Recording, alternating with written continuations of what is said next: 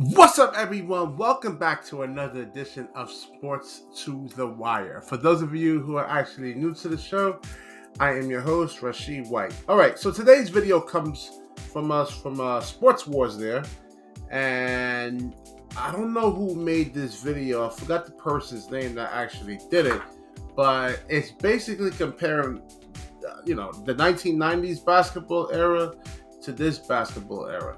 Now, they're actually going to say what made it actually so special. Now, I'm 43 years old. I've been watching basketball since 1994, 95, and all the way up till today. I mean, basketball is my life. I played a lot of basketball. I mean, I watched it. I studied it. I mean, everything. I just love basketball. And let's get into this video over here. Let's see how true this is. Is the 90s basketball better than today's basketball? Players, I guess, and the era and the culture, and who knows. Let's get into this. And although there is certainly a new generation of fans the modern game appeals to, many traditional fans are having a difficult time finding it as intriguing. A lot of old school fans are very public about their dislike of the current NBA product, and I'm sure many of you viewers fit that description to a T.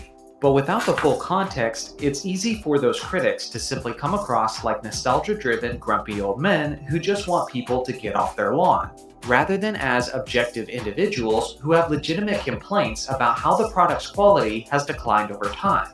Today, we're using the NBA in the 1990s. Yeah, I think it's more the politics into the sports and the woke nonsense. And I just think people are actually really looking for a reason to, not like the game of basketball or pretty much any sport today in a sense, though. Well, I wouldn't say hockey or anything like that. It's not as popular in the United States, though. But let's get back into this. As the example and comparing it to the modern game, as we analyze the differences that made the 90s brand so special. First off, the physicality. Even going back to the game of basketball's beginning in the late 1800s, it had a very physical presence. So much so that it was even played in a bloody steel cage. Almost a century later, the NBA in the 1980s featured a very punishing style, where basically a no easy layups rule was understood and accepted league-wide. The thing about the 1990s is I feel like this era was the perfect balance between the physicality of the previous eras and the fluidity of the modern game. A major reason for that is the flagrant foul rule was firmly implemented in the year 1990, which means teams like the Bad Boy Pistons and players like Bill Laimbeer could no longer simply assault people in an attempt to win basketball games. Yeah, I mean, listen, the true if you look at the definition of basketball, it's a limited contact sport, not a full contact sport. And I guess when you look at the type of fights and things that this type of play can actually lead to, I mean, I think Rudy Tomjanovich was sucker punched and he almost died. So I think the NBA had to kind of, make some type of a stance there. The 90s still had a very physical presence, but it wasn't overdone. And with a lack of a defensive 3-second violation, big men were allowed to camp in the paint and protect the rim at pretty much all times. Second is the mentality. Back in the 90s, players were not always so friendly with one another on and off the court, as almost every leader had a sense of pride in their team and teammates. Over the last 10 years, it's become more common for players to work out together in the off-season, and even frequently recruit one another rather than focusing on beating each other. More on the reasons why in a bit. Giannis Antetokounmpo is one of the few exceptions in the modern game, as he's made it abundantly clear that he doesn't work out with the other players in the off-season, and isn't about that buddy-buddy culture. But the exception that Giannis is today was just the norm in the 1990s, as rivalries and a competitive dislike of one another was just more common. Another difference in mentality was the general player's willingness to play through bumps and bruises. There's been numerous players who have the reputation of taking nights off, even when they're healthy, or at least 90% healthy. Yeah, I mean, you don't have the hand checking today, and you have to kind of use your lower extremities pretty much to try to stay with these guys laterally. And today's players are definitely much more explosive, much more athletic. Preserving their energy and health for the playoffs. The problem is, if we as fans buy tickets to see our favorite teams play, we expect to see the star players if You could thank sports media for that one. they're healthy enough to play. But the load managing era has ruined that experience for many people in plenty of instances. It's like Larry Bird once said, that if you're paid to go to work, and you're able to go to work, you go to work. Great players from the 90s like Michael Jordan, Karl Malone, Reggie Miller, and John Stockton have more seasons where they played at least 80 games than seasons that they did not. You can't say that about the careers of modern stars like LeBron James, James Harden, Kawhi Leonard, and Chris Paul. First of all, LeBron James, and even though I hate this dude with a passion, he's played a lot of minutes. James Harden plays a lot of minutes. Listen, if guys get hurt, they get hurt, man. Number 3. In the 90s, a player building his brand and his popularity was based almost entirely on his on-the-court success. I'm not going to act like this was true in absolutely every instance, as certain players like Dennis Rodman were able to become incredibly well known for things beyond his play on the court. But nowadays, there's so much that a player can do through the internet and through social media to become one of the biggest names in the sport. Is this a negative thing in and of itself? Not necessarily, but what it does do over time is it creates less incentive for these younger players to become the best at their craft. If simply a pretty good player can get a $50 million contract and become well known as a social media personality, what incentive I definitely agree with him here. Definitely.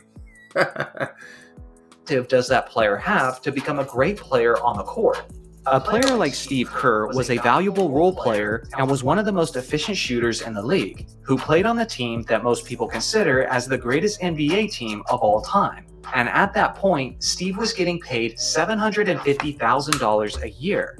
Nowadays, there are plenty of players all over the league who are about as valuable as Kerr was, but in many instances, they're making more than 10 times that amount of money.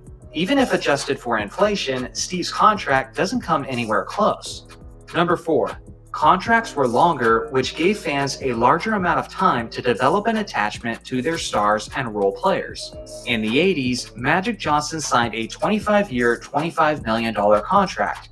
In the 90s, contracts like Michael Jordan's were as long as 8 seasons. And in the NBA today, under this current collective bargaining agreement, the max length of a contract is only 5 seasons. And there's usually a player option around the middle point as well. Nowadays, with short contracts, plenty of options, and frequent trade requests, players are moving from team to team so frequently that it feels like players are just mercenaries for the organizations. This was rarely the case in the golden age of basketball, as most stars were just with one team until they sometimes switched jerseys in the very twilight of their career. Lastly, the NBA in the 90s, for the most part, was a political-free zone. Now, this doesn't mean that players didn't have their own personal politics and convictions back then. Of course they did. But the NBA league office and the brand itself wasn't looking to make public stances on politics like they do today, which back then created an exciting world of escapism where fans could come together and not feel divided by the everyday issues that are constantly being debated. The most focused upon story each night was something related to the game of basketball, like will the Knicks finally prevail in their rivalry against Michael Jordan, or who will assert themselves as the king of all big men, Olajuwon or Robinson. There's 2 ways the NBA can approach the topic of politics that I would embrace. 1, you could have a political-free zone where the NBA brand as a whole refuses to engage in any day-to-day politics and honestly recognizes itself as a non-political organization. Yeah, and I think really kind of that's what it mostly is.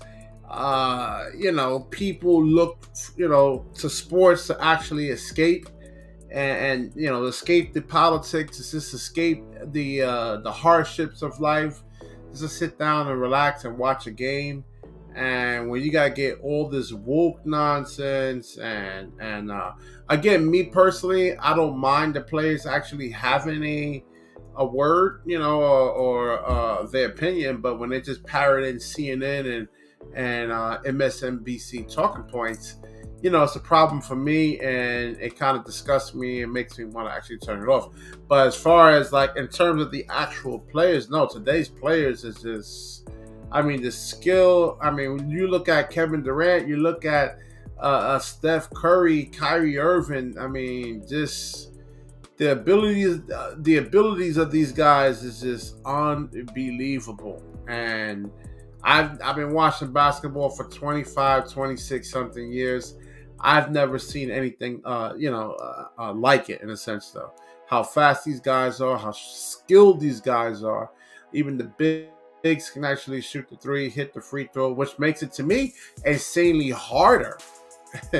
Not easier, in a sense, because of now the bigs can actually, spread the court. That makes it even much more of a challenge now.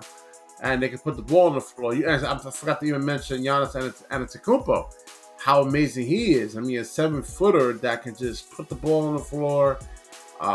He has some footwork there.